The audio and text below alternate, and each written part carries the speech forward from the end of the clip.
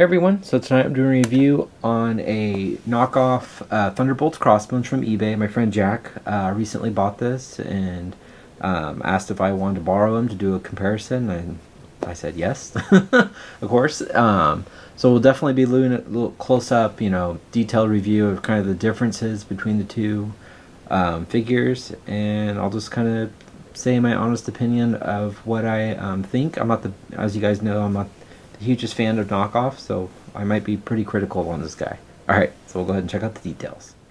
Alright guys, so we'll go ahead and check out the details. Whoa! Sorry about that. It's okay.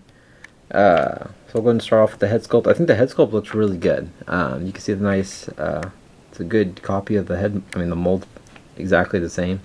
The paint applications are done pretty clean. There's some bleeding over on the edge here on the cheekbone, but it's nice, thick white paint. So there's no black showing through. He's got nice silver eyes. Mouth looks good. I think the head sculpt looks really nice. And going over the top here, you can see some of the wrinkles, and you can see some of the white paint kind of bleeding over on the side here, but not too bad on the side either. And you can definitely tell that the black is definitely a lot glossier, which I'll show in the comparison.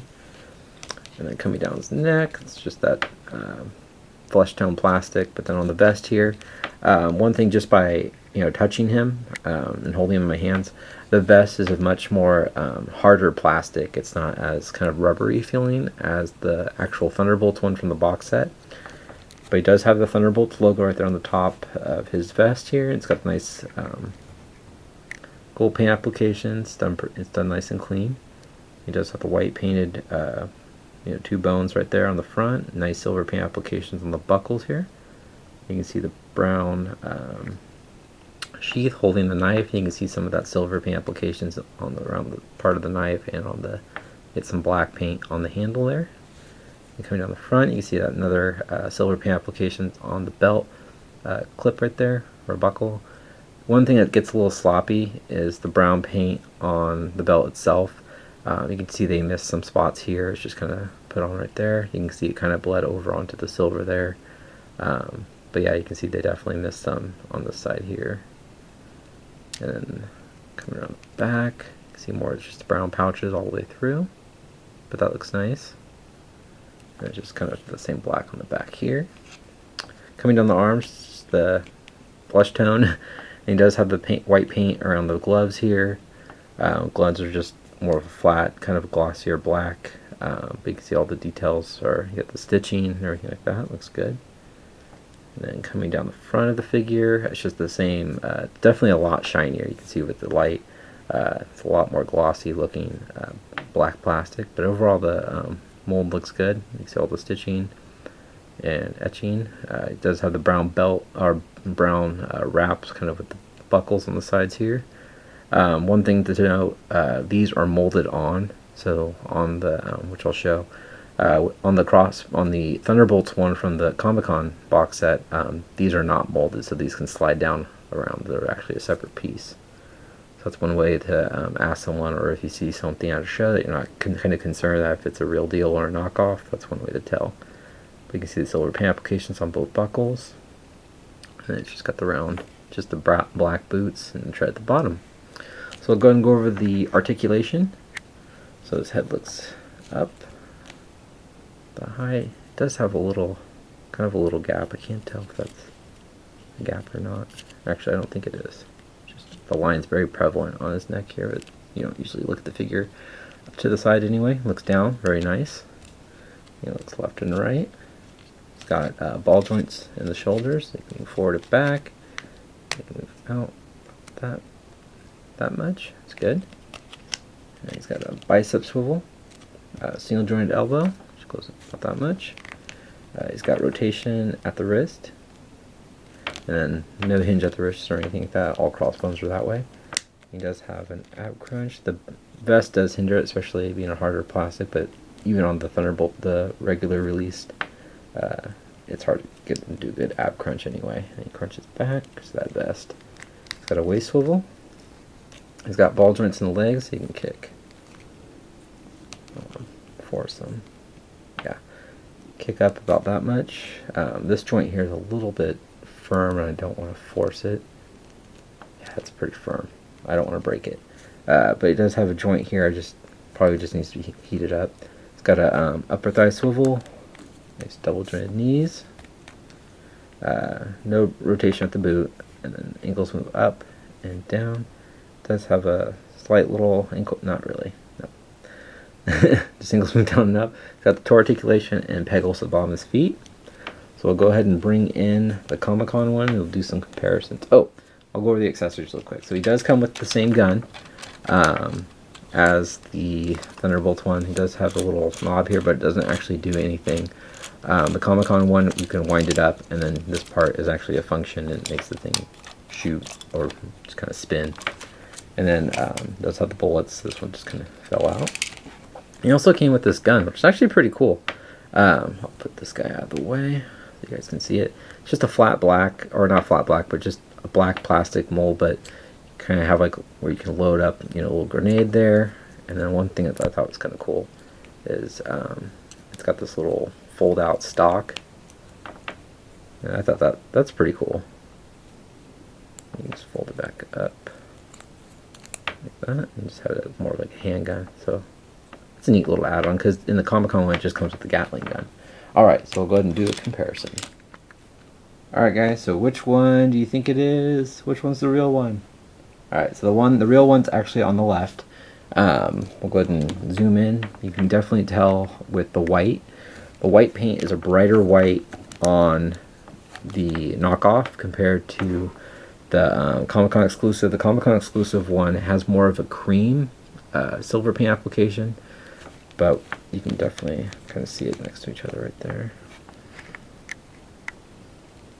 Come on, camera. But yeah, that's definitely more of a cream compared to this guy. It's more of just a white. So it actually depends on your preference on the look of Crossbones, but the Comic-Con one is more of a cream white. But otherwise, on the chest here, you can see the bones. Sorry, guys, not looking. The camera's looking up. Bones look good. They're about in the same spot. The Thunderbolts logo looks good, but you can definitely tell on the flesh tone here. This is more of a. He's got more of a tan on the Knockoff, and it's a little more glossy. Where this is more of a lighter flesh tone, and it's not nearly reflecting the lights off of it as much as this one. And he does still have that, cream color white compared to him. Even the gloves are a little bit different. You can see, hopefully you guys can tell on the camera, but the Knockoff is definitely a lot more glossy. And here's what I'm talking about. So you kind of see it's more of a rubber. You can kind of pinch it, and it flexes. So you can definitely see it's definitely more of a pliable jacket. So you can see you can really kind of move it around if you want. Where the Knockoff, it's a lot more hard plastic on him there. And then same thing with the boots here. So you can see here on this, the boots are able to, the little straps are completely detached where these are molded on. Just something to kind of go off of. But definitely the white is different, and the flesh tone. But otherwise, I mean, he's just a little bit more glossy. Weight-wise, they feel roughly the same to me. It's hard to tell. But looking at them up close, you can definitely see the difference, mainly just in the glossiness and then the white. And then turning them around here, you can see the pouches. So you can kind of see how the light is reflecting off him compared to him. Same thing with the pants. It's a lot more. So let you guys go ahead and check it out. But yeah, I mean, it's not too bad. We'll go ahead and go over the accessories next. Alright guys, so here's the two Gatling guns. They look, from this angle, they look exactly the same. So this is the Knockoff one, so here you go, like I was showing before. You can roll that, no trigger. Overall, it feels a little lighter. The plastic feels a little bit different. This one's a little bit more smooth, but this one's kind of a little more textured. Okay. And then here's kind of the little action feature. I'm sure you guys have seen this in other videos, but you see you can pull that down. It makes it kind of just spin. And also this door, the little latch here, is able to click in place, which is nice to hold the bullets in.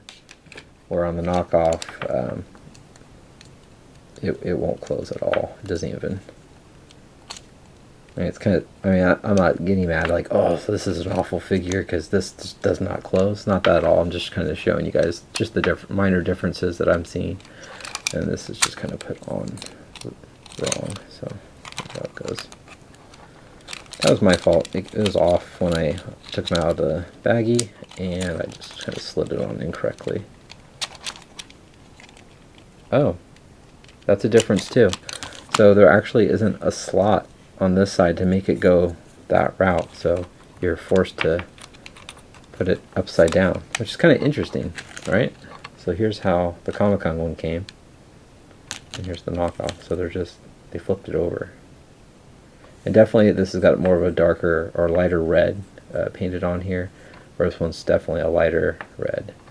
And also you can kind of see the speckling on the Comic-Con one. Has a lot more of that, I don't know if you guys even care about the gun, but it's got more of those white specks, I mean black specks all over it, where this one's just more of a silver paint. But anyway, we'll go back to the figure, because that's what everyone really actually cares about anyway. Overall, it's not a bad knockoff. I mean, he's $30 roughly, right? I believe, but definitely not a bad knockoff. He's articulated the exact same. You know, I mean, it just kind of depends on basically you. It really does. Me, I like to have the real one. That's just my personal opinion and my feelings on things. If I can't afford it at the time, I will save up months ahead and just put away a little bit until I have enough to buy it. I have friends that buy knockoffs all the time, and that's just they like to have them just because it's quicker, it's easier. This is Jack's, I believe, first or second knockoff. He bought the same Ultron knockoff, the gold one, as I did, but this is like I believe his second one was the Crossbones. And honestly, it's not a bad figure. I'll move the real one out of the way. It doesn't feel like, I mean, besides these joints being stuck, I wonder if I'm not going to warm it up because it's just not my figure. I don't know how long he'll last if you played with him a lot. Definitely his ankles right here, they feel a little loose to me. They just slide a lot around a lot easier. I'll do the SDCC one. You can see I'm doing the same tension, and it's not. I mean, it's moving the kneecap or the knee joint more, but these take. They're actually more clicky, like not clicky, but they feel a lot tighter. So that's just one thing to note. I know Jack's not rough with his figures at all, so that's just kind of how I'm sure this is just how he came. But looks wise, I think he looks good, especially if you like the more bright white on Crossbones. That definitely will suit you. But overall, I don't know. My personal opinion, like I said, is just it would bug me that I know that I don't have the real one. But if you're looking for something to put on the shelf to fill that spot and you don't want to spend, I don't know how much the Comic-Con one goes for. I think he's in 80s to 100 around there, and this one's 30 to probably 40 now. So I mean, it's not a bad alternative, but if you're paying 40 for him, just sorry to ramble, but you're already halfway there almost. So to me, I would just save up the other half, and then you have the official one. And I don't know, but hope this is helpful. So the main things that are different is the white. It's a lot brighter white on the knockoff. It's a lot more of a shinier black plastic. Same thing with the arms. The flesh tone is more of a darker, kind of a tan compared to the Comic-Con one. But and just kind of seems like the paint applications came off a little sloppy on the belt. But joints wise, besides the ankles being a little loose and the straps being sculpted on, he's pretty darn comparable. He's definitely probably one of the best knockoffs I've seen. I bought the Loki one, movie Loki knockoff. I don't like it at all. There's just joints missing. When I mean missing, I mean like the bicep swivel wasn't there. It was just sculpted, single jointed knee. I mean, it's just To me, it was a piece of crap. So this knockoff has definitely been well done, in my opinion. But enough of my rambling. Hope you guys liked this. Hope it was helpful. If you have any questions, please leave a comment. And definitely hit the like button and subscribe if you haven't. Alright, thanks guys. Thanks for watching. Take care.